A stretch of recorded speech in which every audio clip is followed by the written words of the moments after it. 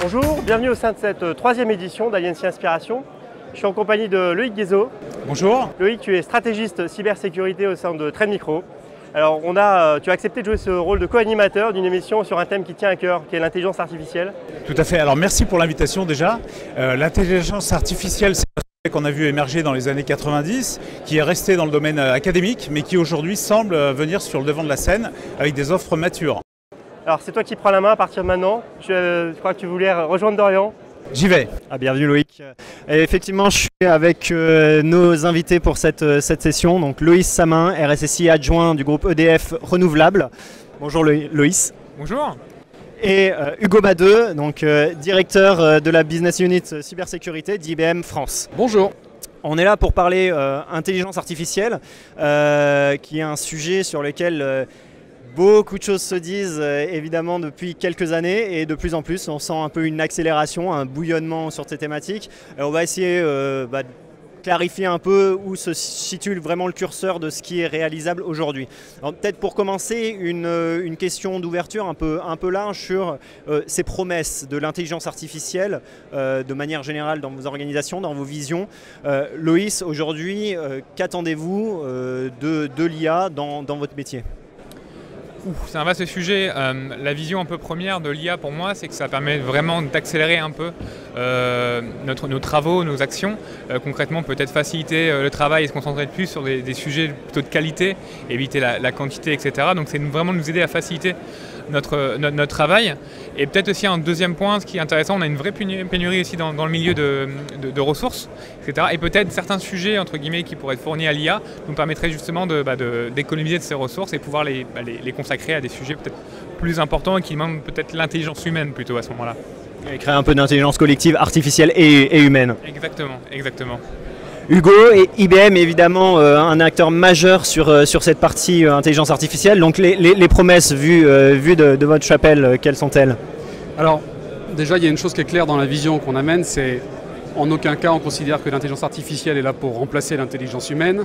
On n'a pas non plus la prétention de dire qu'aujourd'hui on est capable à travers une intelligence artificielle de reproduire le même niveau d'intelligence que chez un humain. Absolument pas, c'est absolument pas la vision. La vision c'est de dire qu'aujourd'hui, il faut préserver l'intelligence humaine sur des activités qui nécessitent la plus grande complexité et la plus grande capacité de raisonnement et s'appuyer sur une IA qui va derrière aider en termes d'analyser un certain nombre de faire un certain nombre de tâches un peu répétitives, d'avoir une capacité d'analyser des données structurées et non structurées à grande échelle et d'assister comme ça l'humain qui a une activité à faire dans le domaine de la cybersécurité, mais ça peut être aussi dans le domaine par exemple de la cancérologie qui a été un des premiers sujets sur lesquels Watson a été éduqué. Alors on parle effectivement plutôt de cybersécurité aujourd'hui aux assises. Est-ce qu'il est possible de décrire un peu plus finement ces apports de l'IA sur l'existant aujourd'hui qu'on voit chez nos clients, par exemple, je pense bien entendu au SOC comme premier sujet. La chose concrète, c'est le cas d'usage. Et c'est vraiment le travail qui est fait aujourd'hui, c'est d'éduquer Watson sur des cas d'usage précis, sortir de quelque chose d'un peu théorique et de l'amener à nos clients. Donc ici, nous avons présenté il y a maintenant 2 ans un cas d'usage dans le domaine du SOC qui s'appelle Watson for Cyber Security, dans lequel très concrètement, un analyste de sécurité va se faire aider de Watson pour aller analyser une menace qui a été détectée au niveau d'un SOC pour se faire assister en termes de compréhension et d'investigation, sachant qu'au final, l'analyste est le seul qui prend une décision et qui va prendre le temps d'interpréter le résultat fourni par l'IA, sachant que l'IA IBM a une caractéristique, c'est qu'on fournit toujours des éléments du raisonnement pour que l'être humain puisse juger de la pertinence du travail qui a été fait. Ça, c'est extrêmement important en termes de transparence. Donc dans ce cas-là, on est bien dans le cas d'usage d'une aide apportée à l'humain et pas d'un remplacement des analystes par une intelligence artificielle. On est vraiment dans une notion de productivité. On estime aujourd'hui, on a des ratios qui montrent qu'un analyste il peut traiter jusqu'à 10 incidents par jour. Avec Watson, il peut aller jusqu'à 30 incidents. Donc on est vraiment dans l'aider et à nouveau préserver l'humain sur les cas les plus complexes, les plus sensibles et aller un peu plus loin en termes d'analyse un peu répétitive sur d'autres types d'attaques. Loïs, justement sur ce point soulevé par Loïc, sur comment on intègre finalement l'intelligence artificielle, les enjeux du réel, hein, au-delà des promesses, de ce qu'on peut attendre, quelle est votre vision vis-à-vis de votre organisation, des enjeux que ça peut représenter ? Ça représente beaucoup d'enjeux. Déjà, je pense qu'il faut faire attention à ce qu'on voit actuellement. On a beaucoup de solutions qu'on voit qui proposent de l'IA dans leur discours marketing, qui sont souvent malheureusement de l'IA, des algorithmes un peu plus poussés. Et en fait, le mot IA sert aussi beaucoup comme du marketing en fait. Donc il y a des solutions aussi qui l'utilisent très bien, etc. Et tout. On connaît Wilson par exemple, qui est assez réputé dessus. Mais déjà, je pense que il faut déjà tester la solution et ne pas se baser dessus en disant voilà, je vais mettre ma solution, ça va être magique, tout va être fini, etc. Ça fonctionne pas. Je pense qu'en fait, il faut déjà identifier les problématiques qui sont peut-être difficiles à adresser de façon assez classique, et c'est de trouver peut-être des types de solutions qui peuvent y répondre. Et après, c'est tout un travail classique d'apprentissage de la solution qui est justement à réfléchir, parce que faut être honnête, on ne connaît pas du tout nous l'IA dans la sécurité. Comment on fait pour l'aider à apprendre, les problématiques justement de fausses expressions qu'on leur fait apprendre, de faux jeux qui pourraient poser des problèmes, puisqu'en fait on est quand même dépendant d'une intelligence artificielle qui va apprendre automatiquement et qui va peut-être à terme faire des erreurs. Donc je pense qu'il est important justement de cadrer et peut-être de ne pas mettre autre chose trop critique au début dans cette IA, pour au début laisser apprendre, la tester, la faire évoluer et s'assurer que ça n'aura pas d'impact négatif à terme. Mais je pense que dans l'entreprise, ça va être quelque chose qu'on va être obligé d'y passer.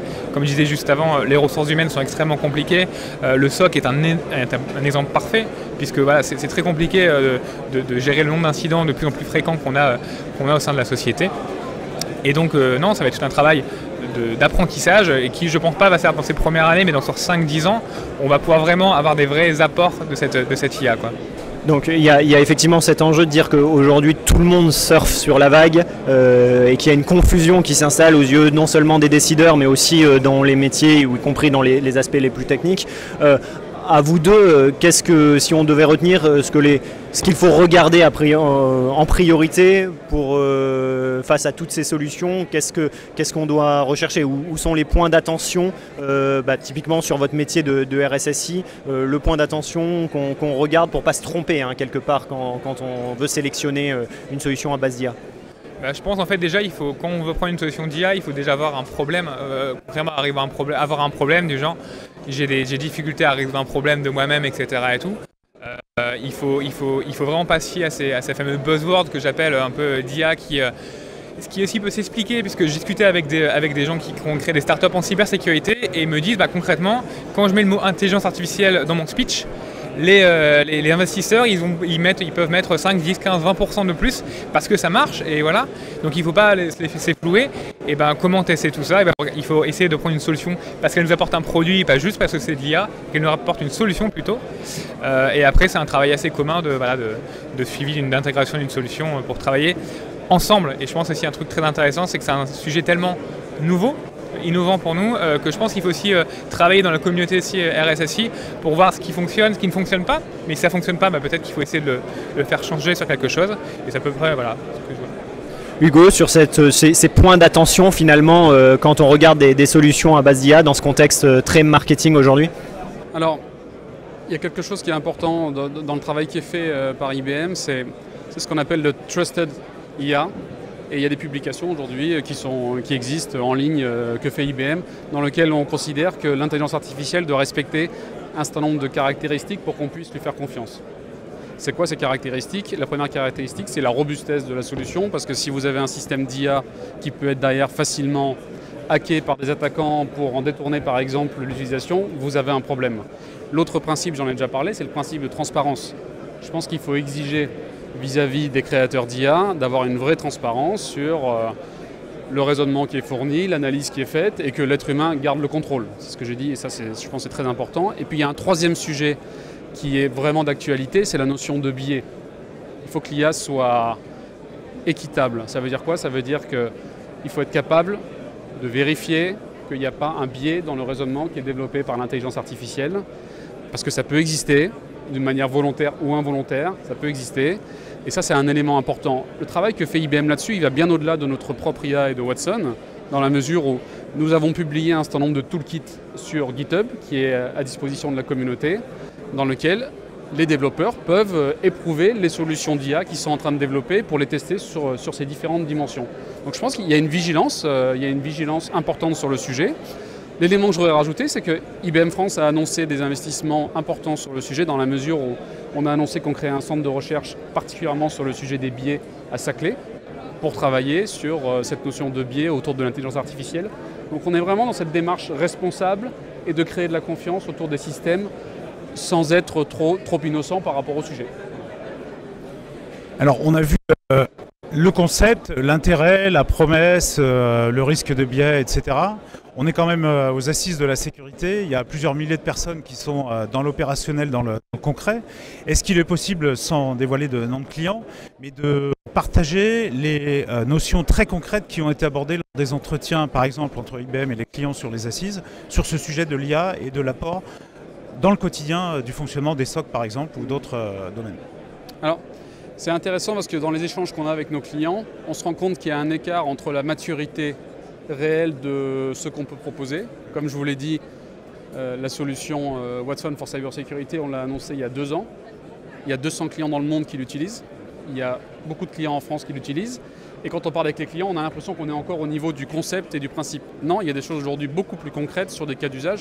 Donc nous, le travail qu'on fait, c'est de rentrer en détail dans des cas d'usage. J'aurais pu en citer d'autres autour de tout ce qui est scan applicatif, identifier des faux positifs, se faire aider par l'IA pour passer moins de temps et à nouveau pour économiser l'énergie des développeurs par exemple. Donc on est vraiment dans ce travail de montrer qu'il y a des choses très concrètes et en même temps de sensibiliser sur ce que je viens de dire, la notion de confiance dans l'IA et c'est vraiment le travail aujourd'hui des interactions qu'on peut avoir. Loïs, peut-être pour rebondir sur la question de Loïc, justement, les questions aujourd'hui qui s'échangent sur ce sujet-là, est-ce qu'il y a quelques points qui reviennent en permanence, systématiquement dans les échanges que vous avez pu avoir, ou même ces derniers jours sur les assises, qu'est-ce qui vous a pu vous attirer l'attention sur cette thématique ? Je pense que l'IA, c'est un sujet qu'on entend pas mal parler depuis ces quelques mois, même au César par exemple, dans les différents clubs justement de RSSI, etc. On discute justement de ces sujets, etc. Et c'est encore beaucoup en questionnement de, entre guillemets, comment on peut utiliser, est-ce qu'on peut encore déjà l'utiliser et quel intérêt ça aurait pour nous. Après, je pense qu'on est encore assez jeune pour avoir vraiment une direction aujourd'hui. Il y a vraiment plein de petites initiatives qui sont faites, petites et grandes initiatives qui sont faites sur ces types de solutions. C'est vrai qu'on parle beaucoup du SOC, du SIEM pour aider justement, mais il y a plein d'autres domaines de la sécurité qui pourraient peut-être avoir justement besoin du SOC, de l'IA, l'automatisation justement, suite à un incident, des choses comme ça. Donc voilà, on n'a pas vraiment de discussion à part entière. Une chose, une personne qui m'avait dit que c'est bien justement de parler d'IA pour se protéger justement, mais c'est peut-être aussi intéressant de regarder l'IA du côté des attaquants. Souvent on dit que justement les attaques ont une longueur d'avance sur nous, et je pense que l'IA c'est quelque chose déjà qui est déjà réfléchi chez les différents PIRA, les différents groupes un peu étatiques, et je pense que c'est quelque chose qui peut être aussi intéressant à regarder. À anticiper effectivement sur ces cas d'usage. Merci à vous deux en tout cas pour ces informations. Loïc, je te laisse rejoindre Sylvain pour un petit takeaway. Loïc, ravi de te retrouver. Alors les débats ont été passionnants. Qu'est-ce qu'on peut retenir? Comment on peut résumer ces échanges aujourd'hui? Je crois que si on veut le résumer, on peut dire que l'IA est une réalité dans le panorama de la cybersécurité aujourd'hui.